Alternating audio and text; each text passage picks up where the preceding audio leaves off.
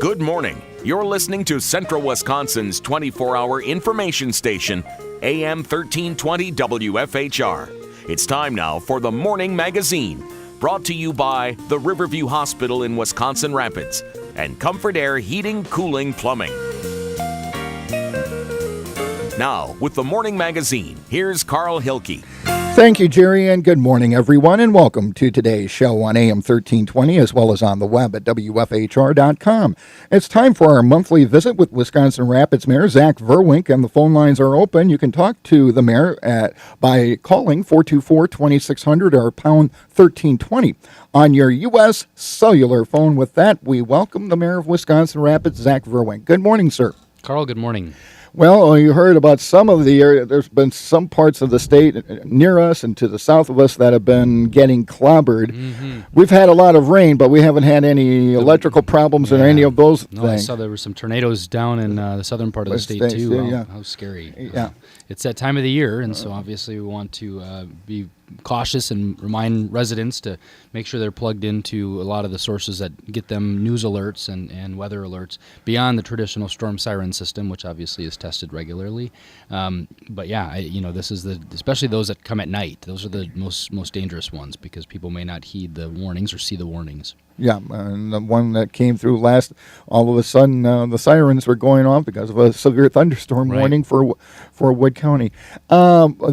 It does cause problems, though, for all the different road construction projects going on. Mm-hmm. As I mentioned when I on my way over here, the depth patches that are happening on the expressway, they're all full of water today, and so hopefully the water finds a place to go, so that way when the weather does clear again, they can continue to work on the patching that's happening, the concrete pavement patching that's happening on the expressway. Okay, all right, we're going to begin our talk this morning talking about chickens. Mm-hmm. Yeah. It's been a topic of interest in the city for some time in the Common Council yesterday. Yeah, I didn't expect that when I took this job 2 years ago, and then just recently again that we'd be talking about chickens anytime on my radio show. But the time has come, and last night the council took up at its full council meeting the potential for a chicken ordinance, and it first came to the Finance and Property Committee earlier this month, and previous to that, there has been some talk about the potential for chickens in our community, and it's not very uncommon for our area. Nakusa already has a chicken ordinance. Grand Rapids considered it, believe did not allow it, but at this point, we did approve it. Now, because it did not pass unanimously last night, we'll have to come back for a second reading at the next council meeting. I don't anticipate any problems with that, given that there were only one person that voted against it. Who was that? Jim Stack voted against it for a number of reasons. He felt, I believe, that chickens belong in the country, which I think there's some merit to that. But I think for our listeners and for anyone that may have questions about this, it is a pretty tight ordinance. There was a lot of work with Katrina Hittner, who had brought this forth from the Clean, Green, and Welcoming Committee, which is kind of the sustainability group, really for two motivations. And I kind of wish she was on the show with me today because she could talk about them in depth. But there's a kind of a movement for locally sourced food, whether it's eggs or anything else in this case. The other piece to that is for awareness and education of people, young people and people of any age really, to explain to them where their food comes from. That Wood County the health department has taken this on in their farm to school program, where they've brought a lot of fresh produce into the school system for hot lunch program, and this is kind of an extension, something related to that. So for a couple of kind of the finer points of the ordinance, there is a restriction on how many you can have. There's no more than 4, and you must have them on a lot that's zoned R1, 1 family, or R2, 1 and 2 family. And if there is a 2 family, they have to be, the notification must happen to the adjacent property owners upon application and permit, just so there's a full awareness. And if they're renters, they do have to get approval from the landlord prior to keeping or maintaining the chickens on the rental premise, and that approval must be accompanied with the permit application. So that's kind of a little piece. There's no roosters, so you're not going to be waking up to a lot of sounds of the roosters in the morning. And we're not talking about chickens being harvested, right? We're talking about these are egg. Yeah, these are for the purpose of eggs. They cannot be slaughtered in the city. That is one thing that this explicitly states. So 4 adult chickens and newborn chickens up to 3 weeks may be kept. And so the chickens are not allowed in mobile home parks. They're not allowed in vacant lots unless the person requesting the permit resides on the abutting property, the next door property. And they're not allowed in condominiums. So, there's a lot of pieces. There's also some restrictions on the permit piece. It's a $15 permit, and they are subject to inspection. And the other piece is it's an annual permit, so it's just like a dog or cat license for pets. You have to also get the permit annually for something like this. Now you mentioned that we got I think we got our first call. Yes, we do. We got our first caller of the morning. Good morning. You're on the Morning Magazine with Mayor Vruwink. Good morning. My granddaughter goes to Meade Elementary School. Mm-hmm. And that's a school zone. And I was wondering why there was not a 4-way stop at 17th Avenue North and, I forgot the name of it. Yeah, the cross street, just to the entrance there, right? The north entrance? Yes. That has actually been brought to my attention. I did the Safe Routes to School walking school bus just at the end of the school year this year, and I know Bev, who is the coordinator of that program, also brought it to my attention.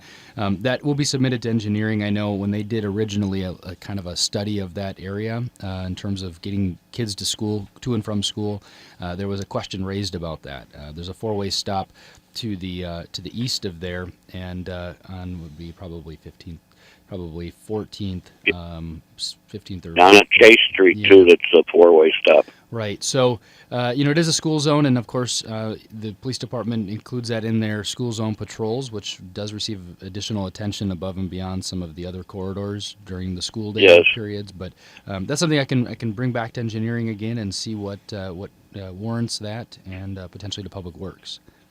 Yeah, that still doesn't slow the cars down, though.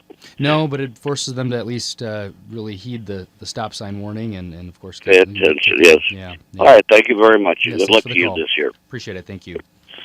And again, if you want to talk to the mayor this morning, the number to call is 424-2600 pound 1320 on your U.S. cellular phone. It looks like you're going to be a popular person this morning, Your Honor. Good.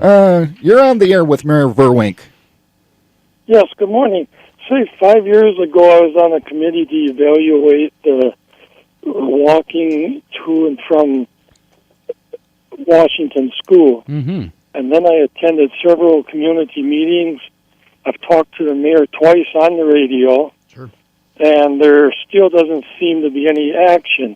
And I'm concerned they're going to wait until some little kid gets hit and possibly even killed, and then they'll all be excited about what to do.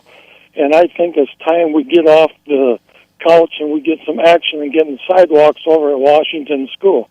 Well, sir, I've got good news. Last night's Common Council meeting, we finally received all 34 property owners' signatures to move forward with the sidewalks. There's the timeline now that was shared with me yesterday that there's a possibility they will be installed before the snow flies this year.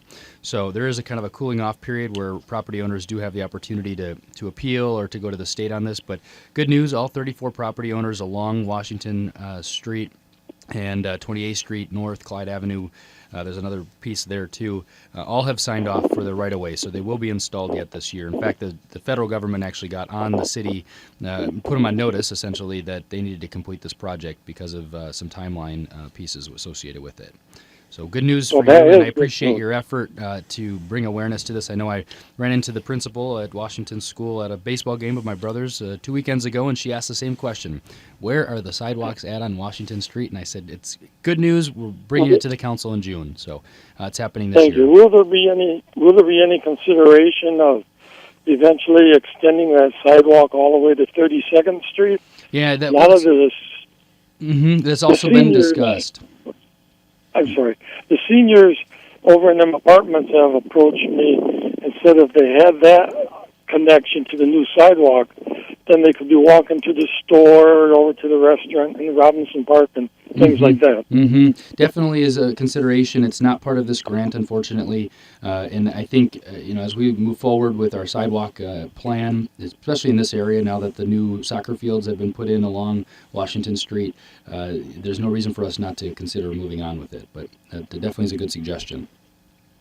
Thank you very much, sir. Thanks for the call. Okay. 424-2600, pound 1320 on your U.S. cellular phone is the number to call. I would ask if you turn down your radio a little bit. I'm getting some echo in the headset, and it can also result in feedback, which is very painful. So just turn down the radio when you do call to talk to the mayor. Okay, so we're going to finally have sidewalks in the Washington Street, Washington School area. After many years of kind of a grassroots movement, an assessment done by the police department, the school. I understand when you start taking frontage between someone's house and the street, when a lot of us don't realize it's actually right of way. It isn't necessarily our property. We have to maintain it. We have to plow this or shovel the sidewalks and all that.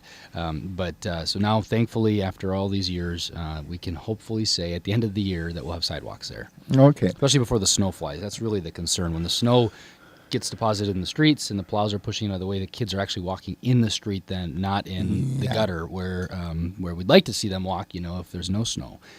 So that's going to be a positive thing. Okay. Another thing coming out of last night's Common Council meeting was some good news about our utility. Why don't you talk a little bit about wastewater utility? It's part of our annual compliance review, but as was pointed out at the council meeting, there was the DNR, obviously for compliance purposes, has to do its annual report. It's a maintenance report, and received very high remarks from the DNR. So good news from our treatment plant operation there, which I think we all can be excited about. That we've got great operators and they're doing what they can. There's obviously there's a project that we've talked about too on the show previously, and that's the Lean Six Sigma project for polymer and that polymer addition. While it doesn't affect necessarily compliance, it affects revenues and expenses of the plant operation. So that project is ongoing, and next week we'll have an update on where that project's at too. Okay. Social media. We hear a lot of course, your generation, more than my generation, is very in tune with social media, and that's something that's been a part of your life forever almost. For the last 8 years. So for many millennials and younger people, it's part of their life, period. That's right. I'd like to say it's your scrapbook. Could be, yeah. Or diary, or what have you. But the city talked about and adopted a social media policy. Yeah, it really came as a result of many months of work. When I stepped into office 2 years ago, a little over 2 years ago, I said, we don't have any sort of medium for us to connect with these residents who may be online. And it doesn't have to be younger people. In fact, the statistics in our community show there's just as many amount of young people as there are people over 50. So really a cool thing for us to now finally formalize this commitment. It started with the hiring of a social media intern from UWSP who worked in conjunction with my office and some of the other city departments for a couple of months at the end of last year and the beginning of this year. And so kind of in the same way that we use radio and TV and print to communicate, today, we must also use social media, and not to replace any sort of mode of communication. I'm not going to stop showing up to your radio show, to have my show, or stop doing publication for RCCA, or stop printing notices in the newspaper. So it's really a really quick and effective way. I mean, case in point, road construction projects, unanticipated closures, any sort of notification that has to happen in an instantaneous way. Publishing it in the newspaper is going to be too late. And so publishing it online, whether it's in social media like Facebook or Twitter, or as simple as the city's website. Or even like Nixle alerts I get on my cell phone. At all hours of the day and night, right? That's right. Well, last night it was going crazy because of storm warnings. But so this policy set forth really how the city should conduct itself online. That in the absence of a policy, while we may be okay operating that way, but in the long run, we're much safer to have a policy, one that sets forth the establishment and the use of how the city and city employees conduct themselves as formal representatives of the city. But it also talks about how we're going to train and the procedure for instituting it within city departments. Some city departments are already using it, and this is just a way to kind of formalize that commitment. And so we're very excited that the council approved it last night. Okay, will this also, this goes along with your effort to try and streamline the regulatory process for businesses when a new business wants to come into town or somebody wants to do an expansion. This can play a role in that they can contact somebody online and get through the process a lot quicker. That's right, and because in today's world, sometimes sending an email isn't the quickest way to get a response, and this will at least be a notification-driven piece where, as somebody posts a comment or interacts with the city department, the city department will get a heads up that somebody has contacted them. So it's just another avenue for us to promote ourselves, but also get our residents on the same page as to what might be happening from the city end of things. So very excited about this, and this now again creates the opportunity and the venue for other departments to take it on. Okay. So for people that are on social media to look up the City of Wisconsin Rapids Facebook page and like it. The city does not have a Twitter account yet, really starting with Facebook, recognizing that most of our users are on Facebook, but the policy does allow for us to get on Twitter at some point too. Okay.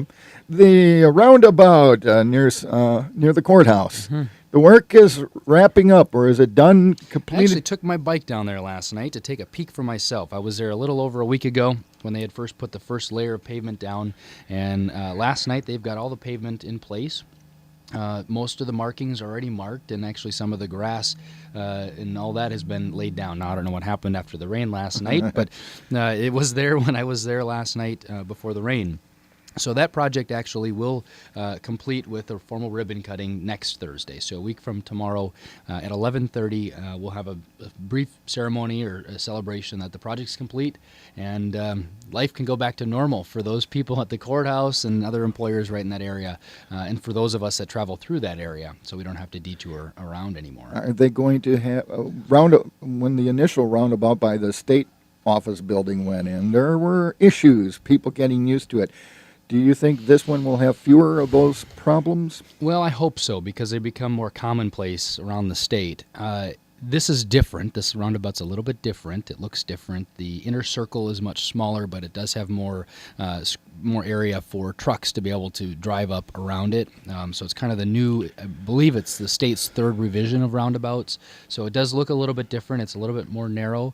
All roundabouts are a little bit different and unique just based on where they're placed. So this one, I feel it's pretty straightforward when I was down there and took a peek for myself. Now, I haven't driven a car through it, so I can't say that, but for certain. But it does look nice, and the State Historical Society National Historical piece forced us to do some different coloring with the roundabout because of getting the courthouse nominating the courthouse as part of the process, and so it's a nice tan color, which is really interesting. We'll leave it at that. But there's also some plans, unlike the roundabout by the state office building, since it really is a gateway to the riverfront area, to do something really nice and to make it look really well, really kind of inviting as people are coming into the riverfront area. So that will follow after the roundabout's open and the planting is done there in July. Also associated with that project is a rec trail. Right. And while the gas company had some last-minute idea to lower the gas main down deeper, the trail will be open sometime after they finish their work. But the trail does go up along the wall along First Street and then connect through Legion Park up there, and then it connects all the way up to the old cannery or the foundry up in that area by SS Peter and Paul. I would imagine that area will be used heavily come the 4th of July. Yeah. The city did have to remove some parking where the old East Side pool site was, so that parking is no longer. There's street parking as is where allowed previously, but there's also not angle parking along Mead Rapids View Park, which is the park the clock bell tower sits in. So there's no angle parking there anymore. Based on state standards, you can't have angle parking on what they deem as, I believe, a truck route and that sort of thing. So there's just parallel parking there. So those that struggle with parallel parking, it's probably an area you want to avoid. I'm but not there's still parking that's still there. Okay. That leads into the whole idea of beautification, your beautification council and some Hopa-tree planting. Yeah, they're going to be planting some flowering crabs. I guess let's start maybe by reminding residents the intent and origination of that Mayor's Council on Beautification. It was really meant to provide residents who were very interested in beautification projects around our city to kind of band together and to have a voice within city government to inform myself and other departments about what areas could or should be beautified. So while they don't have formal power, decision-making power, they do have kind of the lobbying power or sort of influence to bring forth recommendations. So they're not a standing council. The intent was to be resident-led, that residents, if they feel passionate about this, can join together with fellow residents and carry forth these ideas and projects. The other component of it is that city government doesn't always have to be the only source of funding. While funding is strapped for essential services, some wonder why we're spending money on beautification. Well, the good thing about this committee and this council is it gives them a platform to be able to raise money from other sources. Right. So the CN, Canadian National Grant Opportunity, the $25,000 grant was a great way to just seed that council for tree purposes and shrubbery. But they've also been raising money like crazy for hanging baskets now and planters that people may have seen around town, the entrances now where they're placed. Just giving some of those areas a little bit more color and vibrancy. So when people drive into the city, they have a feeling that the city is alive and well. And so it was really that council's idea to get those moved out of certain areas they had been previously and to get them where they're really noticed at the entrances. So they're going to be doing a Hopa tree plant this Thursday, tomorrow, I believe at 4:30 p.m. At the corner of First Avenue and Johnson Street down near the Tribune building. We recognize the fireworks are shot off in that area, so there's going to be some logistical considerations there. But the youth are actually joining us for a plant. So it's in conjunction with our Tree City designation. We have to have a Hopa tree, a tree plant event throughout the year. And so this is going to be our event to commemorate being a Tree City, leveraging what used to be flowering trees along the river in many places, so bringing those back. So really all around a cool project. Okay. And it's open to any citizen who wants to get involved? Yeah. If residents have interest, they meet the third Thursday of every month at 4:30.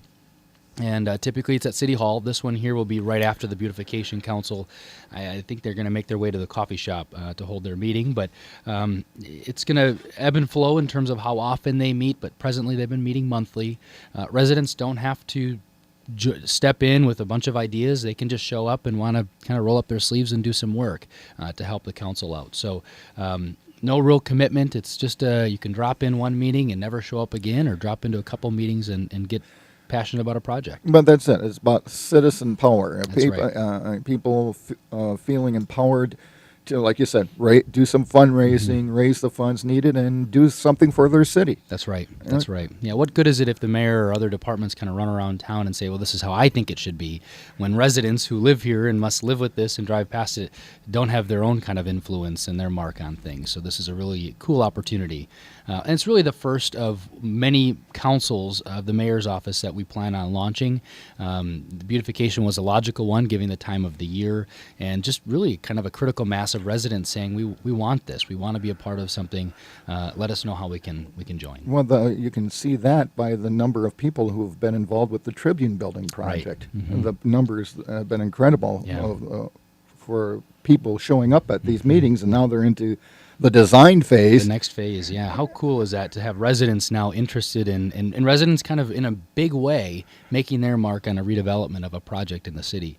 And I think it signals probably the first of many similar projects where residents will have the opportunity to make their mark and have their voice known. It's changing the culture. Instead of what is the city going to do, it's more like, what can we do? That's right. That's right. Yeah, it's not city or industry necessarily leading the way. It's residents themselves, and it really goes to a piece that when people are maybe not so positive or don't have a very good attitude about certain things, I'll tell you, it's a real good way to have your attitude changed and your eyes open to how great our community is when you're engaged and participating. Okay, we got to take our first break, but the phone lines are open. You can talk to Mayor Vruwink this morning at 424-2600 or pound 1320 on your U.S. cellular phone. You're listening to the Morning Magazine on AM 1320 as well as at WFHR.com, and we also welcome our friends from Public Access who are here. Jesse's here getting my good side this morning. And we're going to continue our discussion when the Morning Magazine continues. Can you consent with me? Imagine what you'd see if every child had a book to read. So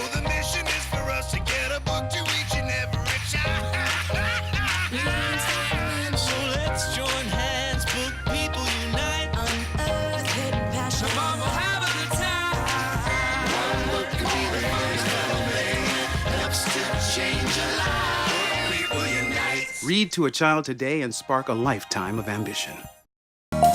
Good morning and welcome back to The Morning Magazine, presented by Comfort Air Heating, Cooling, Plumbing, and Riverview Hospital in Wisconsin Rapids. It's time for part 2. Once again, here's Carl Hilke. Thank you, Jerry, and welcome back, everybody, to today's show on AM 1320, as well as on the web at WFHR.com, and River Cities Media is here as well, digitally recording our session for later airing on your favorite cable channel, and I know there's various ones depending on your system, so just consult your local directory would be my suggestion. The phone lines are open if you want to talk with Wisconsin Rapids Mayor Zach Vruwink this morning, 424-2600, pound 1320 on your U.S. cellular phone. Okay, I noticed driving into town today, the airport's getting cleaned up. It is. After much anticipation, the airport / cleanup has begun. In fact, it should be done here very soon. We received a lot of commentary from residents. I'm very appreciative for that. It was always the plan from the get-go that the airport commission had decided that they would clean that area up after the cut had been performed. The challenge is when you're working with contractors, you work on their schedule and their availability. So they've now, the contractor that was selected has now come in and begun the work to grind that. And then this fall, a replant will occur. And that replant will be dependent on a couple of variables, but the plan is to replant as many of the areas as possible, so that way you've got some cover and just kind of some aesthetics around the airport. But these are going to be shorter. Yeah, slower growing shrubbery, more of kind of a screen, and less of just pine trees that can penetrate the airspace again. I mean, there's always a good likelihood that trees are going to continue to grow and get into the airspace, but at least something that will be a slower growing than some sort of pine. Okay. East Grand Avenue. And people are wondering, boy, that street needs work. When is it going to happen? Yeah, good question, especially after West Grand was done. Right. We got spoiled with one side of the river having Grand Avenue completed. Last night, actually, we did approve the state and municipal agreement with the STP Urban project, which is the state's fund for matching local improvement projects. So that has now been slated for reconstruction in 2019, so a few years off, unfortunately. But design will begin in 2018, and so that'll be done with 80% state money and 20% local money. So it's going to be a very expensive project. So that's the first component, and the next question is, you're probably wondering, will there be a roundabout? Yes, will there be a roundabout? I was telling the mayor, if I had known we were going to talk about roundabouts so much today, I would have queued up the old Yes song. I'll be your roundabout. Well, Carl's going to do a solo for us. Yeah, right. So there is a potential for a roundabout at East Grand and Jackson Street. While it's not for certain, that process will happen during the design phase in 2018. Okay, will there be a different look to the street? Is there anticipation? Yeah, it would be West Grand. We question whether or not we got it right with some of the greenery and trees and that sort of thing. We tried to accommodate as much parking as we could, and so that took out some of the aesthetics that would normally be there. I'd anticipate, given the width of East Grand, that there's a lot of opportunity for us to do to preserve some of the green space that we've got in the boulevards and plant some trees and that sort of thing. So I'd anticipate that would happen on East Grand. Now, it's a bit premature to say that, but based on what I've been told and the width of the street, we should be okay. But we got enough time to plan for it. That's right. That's the thing. Let's go back to the phone lines. Good morning. You're on the air with the mayor. Yes, I moved up here about a year and a half ago. I lived in Racine most of my life, but I'm driving down lots of streets, and I'm not seeing any addresses very clearly. You might drive 2 blocks before, there's finally an address, and trying to figure out where you are. Well, welcome to town, first of all. Is there anything that can be done to get people to put their address invisible from the road? So there is a very good question, and when, as I say, welcome to town. I'm glad to have you. We do have an ordinance that does require for obviously safety concerns. I'm going to hang up and listen on the radio. Okay? Thank you. Okay. We do have an ordinance that does prescribe for the requirement for people to have their houses addressed, visible from the road. In fact, the ordinance control officer, while he's busy with grass complaints and a lot of the other stuff he's dealing with right now, the plan is to take that project on at some point this year. We know from a safety standpoint, the fire department has shared and the police department alike, that there's difficulty in identifying houses that they might be receiving calls to service, and so that's our primary concern. Beyond the standardization or having house numbers and making it look nice, it's really trivial to the matter of being identifiable to the police and fire departments that are potentially serving these residents. So yes, that is a project that has been identified yet and will be addressed by the ordinance control officer. Okay. We got another caller, and so let's get right back to the phones, and please turn down your radio when you do call in. Okay, you're on the air with Mayor Vruwink. Hi, this is I'd just like to know about your ordinance officer. Is he a regular police officer, and is that how you use him? He or she can actually write tickets when they're out. That's a good question. So it's Ray. He's a former police officer, actually with the sheriff's department. He's no longer. He's a retired police officer, and he's been on board with the city for about a month or two. And Ray will be able to cite individuals for nuisance and code violations. Obviously, we've got a due process period involved where they must be provided an opportunity to rectify the problem. Beyond that, they can receive citations for violations, and he has written a number of them. And so he does appear in court if it goes to court? Right, I believe so. And he's not a part of the police department. He's part of the code enforcement department, which is overseen by the planning and zoning department. Okay, thanks. I may be asking for more information on that. Okay, thank you. Thanks for the call. Thank you. 424-2600, pound 1320 on your U.S. cellular phone. He's been writing out some citations. What are most of them for? Well, the most obvious ones right now are the grass and tall weeds complaints, all on a complaint-driven basis, which keeps him busy enough. I would imagine, too, these are properties that have either been abandoned or they're owned by somebody from out of town. That seems to always be the problem. There's obviously a lot of circumstances in which, the grass gets too tall too quickly. But the majority of them, I would agree, they are out of town ownership to some extent, or could be abandoned or vacant properties as well. Mm-hmm. Okay. We continue our session on the phones. Good morning. You're on the Morning Magazine with Mayor Vruwink.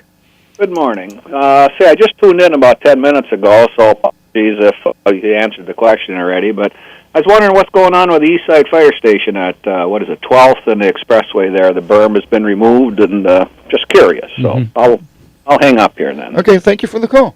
Okay, what's happening, Your Honor? Thanks for the question. That project actually has been identified for a couple of years now and finally budgeted for 2014. The berm was removed because there was actually some leakage happening within the wall. That building was constructed with 1970s kind of aesthetics in mind, where you put berms around buildings and not necessarily understand what could be the consequences long term. So the berm has been removed. The contractor was to begin work on refacing the wall with the brick entirely. So there will be no berm put back in that area, but that was the reason. There was the retaining wall actually on the ends was also caving, providing some concerns about when that might happen and kind of unexpected, and so that was removed at the decision of the streets department, Park and Rec, and understanding that from a building's perspective it wasn't the safest thing. So how is that going to affect the look of the property? Well, that's the purpose with the brick, was they're going to try to match as much as they can the existing brick that's on the other walls. There was there were a few small berms, so there's a couple of areas where this work needs to be done. They had some issues though with thinking that they could maybe do some stucco or some other material, but ultimately the goal is to make it look like the rest of the building. Okay. Railroads. A lot of communities in central Wisconsin dealing with trains and train issues. What's been the situation? I've talked with the Wood County Sheriff about this. They've been issuing citations, and apparently they're starting to get a response now. Okay. But or do we still have issues with trains in the city, or complaints from people who are saying, hey, why is this train blocking this intersection for so doggone long? Well, I think a lot of it is personal perspective on the matter. If you drive it recently or regularly, and you happen to time it just right or wrong, and you're running into situations where the train is blocking the tracks or appears to be blocking the tracks. We've had additional conversations with them. In fact, there's also been an element of public safety kind of raised on this show a little bit too, that we do need to maybe question or provide some notification about alternative routes. How do you, in a case of an emergency, if you're trying to cross the tracks or get to one point A to point B, how can you do so more effectively and not have to cause, watch out for safety concerns. So potentially of some identification of routes, and to all of us they might be natural, but if some people are new to the area or don't necessarily know the way to get around a train that might be sitting at Chase or just at West Grand over here, there is some talk about how we can maybe be proactive with residents to let them know how they can get around the train. Well, we had that situation just a week or so ago when the guard came down on West Grand Avenue. It was malfunctioning, and Nixle alert went out telling folks, please take this use this bypass until, and the railroad responded fairly quickly and got it going again. But are we looking at that kind of a notification maybe? Yeah, there's a possibility. Nixle obviously is very popular, and it's a reminder to residents too. If they're not on Nixle, they can do it from a cell phone, they can do it from email, they can do it from text message. There's a lot of different ways to get on the Nixle alerts, but they're very valuable in providing a kind of a real quick notification of what might be happening. Public safety concern, police departments using it for, in the case of yesterday, with gas theft and trying to raise awareness to looking for a suspect. That sort of thing. But to the train point, the city has not issued any citations. Again, remind people, if the train is moving, even switching, where they're actually moving just even the slightest amount, they're not by definition blocking the tracks. Okay. We got to take our final break, but the phone lines are still open. You still have a chance to talk to Mayor Vruwink at 424-2600 or pound 1320 on your U.S. cellular phone. You're listening to The Morning Magazine on AM 1320 and also at WFHR.com. I don't know what's happening. Start a new chat. What did I do? Okay. Wow. That is so weird. Hey! Hi! Oh my gosh. Hi! God, I don't even know what to say right now. I'm so nervous. Gia, you're so big. Come closer to the camera. Wait, now you're in my face. That was so good. But right now, we're talking with Mayor Vruwink, Wisconsin Rapids Mayor Zach Vruwink, and you still have a chance to call 424-2600, pound 1320 on your U.S. cellular phone. And there's another area of concern that you wanted to address this morning, Your Honor. Well, we covered a lot of bases already, didn't we? Yeah, we did. One of the other elements the pool. to city government is the fact that we have a city pool. And while it did open last week on schedule, it didn't do so without major challenges again this year, last minute and costly challenges. And now 36 years old, it's reached pretty close to the near end of its projected usable life. And so we're very concerned about making sure we don't wait until the last minute before we got some other solution maybe in tow. We've just heard Port Edwards potentially in their last year of their city or their village pools. So municipal pools really have, especially the old tank style pools that were built 30, 40 years ago, really have their fair share of challenges.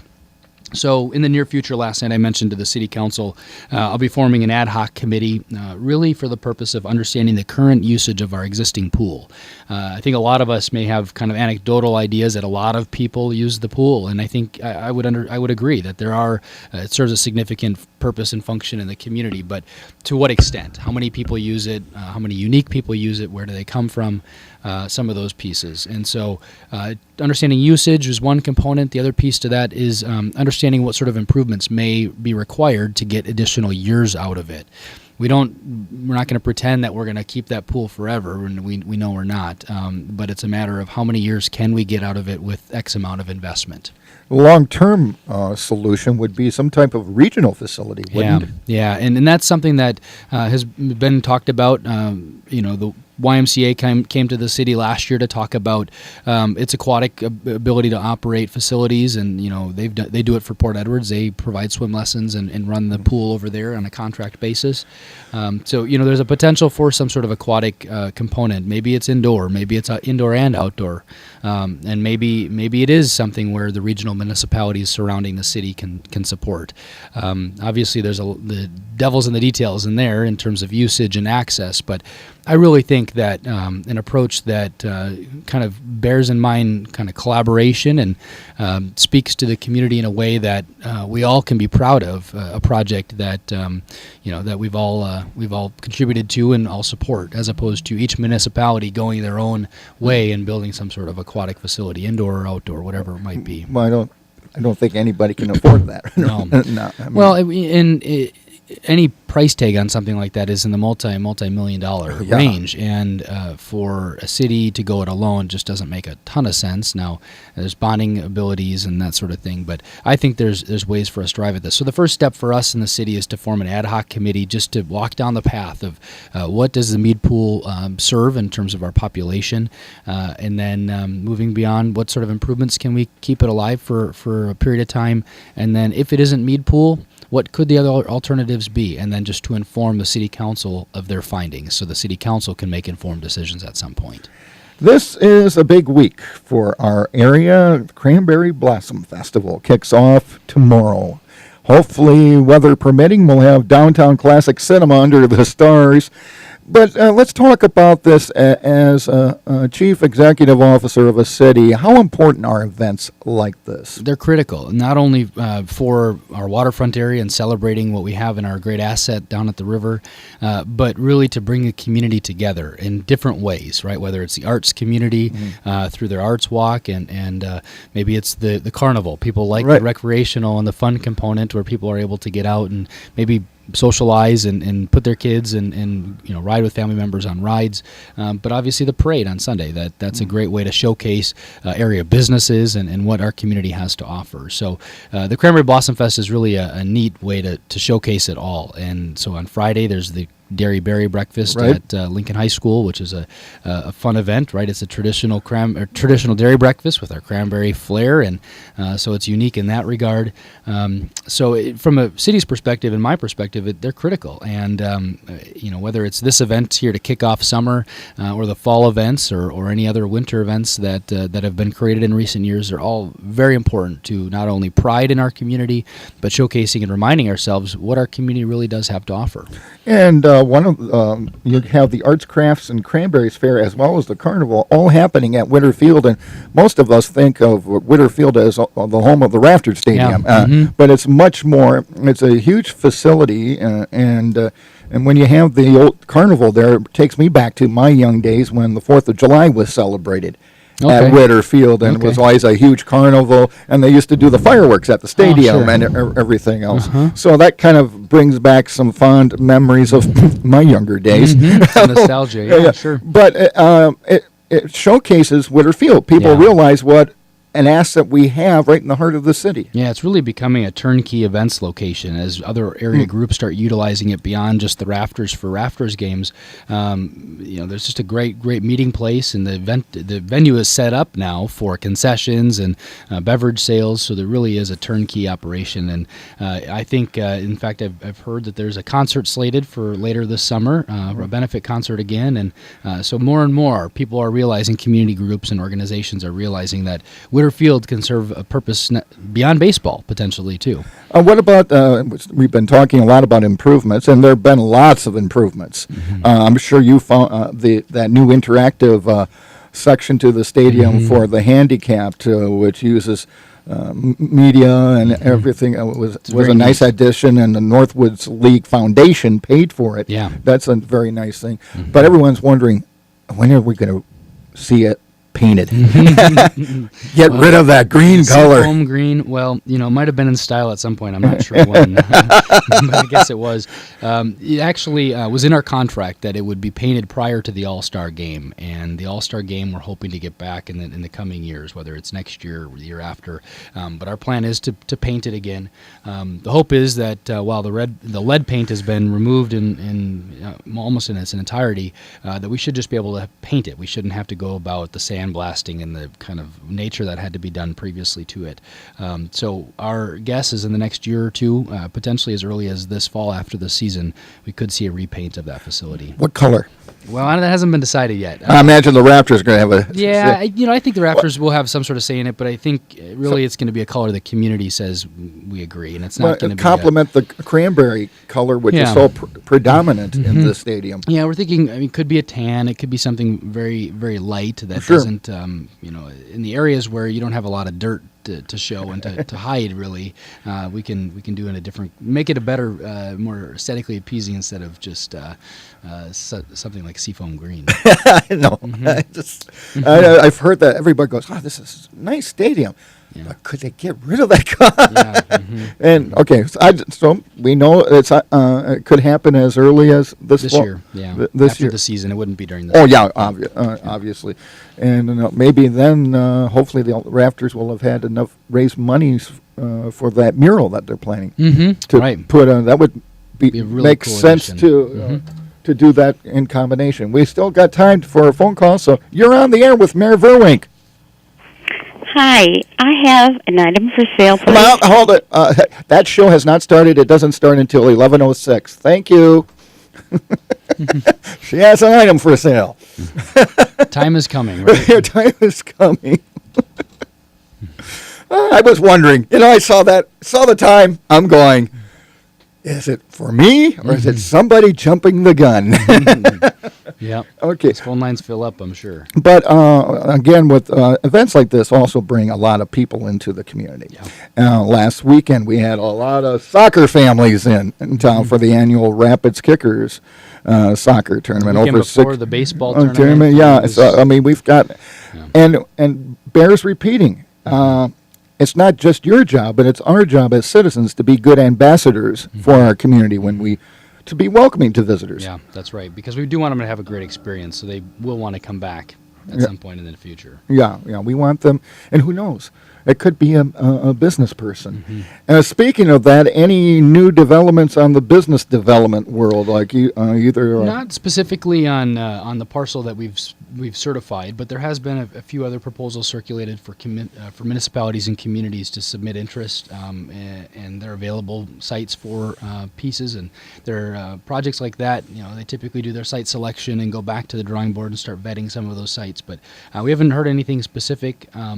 The project that we talked about here in the West Side Industrial Park, the potato dehydrator is up and running. Our neighbor over here. Yeah, it smells like a French fry sometimes when I step outside. And they've had some pieces as they've got up and running that they've had to work through, but they're up and functioning, which is great. And we keep hearing from them that they want to do more business here, and so whether it's potato dehydration or some other manufacturing, I'd anticipate that they found a good home for future growth, which is assuring to us.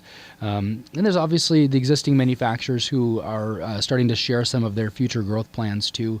Unfortunately, they don't happen on everyone's timetable. We want them to happen now and hire people today, but be assured that these projects are happening, and we continue to work with them as well as we can. At the end of the day, we all have a say, as you say, in kind of growing the local economy, whether it's being an ambassador for visitors or potential business owners. I'll tell you, the golf course has brought enough people, potential business folks that have either retired in business today or leading corporations to check out that golf course south of town. And these founders are sometimes in for $50,000 a piece, and they're flying into the airport, and they're spending limited time in the city. They might be spending a night at the Mead, but be sure that we are on our best kind of ambassador face as much as we can. I've noticed some pretty impressive jets at the airport of late. Yeah. So it's great to see. It is, and so. And like we've always said, developments here or in Burin or Nakusa or Port Edwards benefits everybody. That's right. Okay. Well, Your Honor, let's hope that the weather clears out and we can all have a lot of fun, enjoy our community and our neighbors at Cranberry Blossom Fest this weekend. And I wish everyone a happy and safe 4th, since I won't be on the air before then. I'll be on after the 4th of July. And enjoy the fireworks. Yeah, it's going to be a great show, just like previous years. Okay. Well, Your Honor, have a good rest of the week, and we'll see you at the festival. Thanks for having me, Carl. Okay, and that's going to wrap up next month. That's going to wrap up today's edition of the Morning Magazine.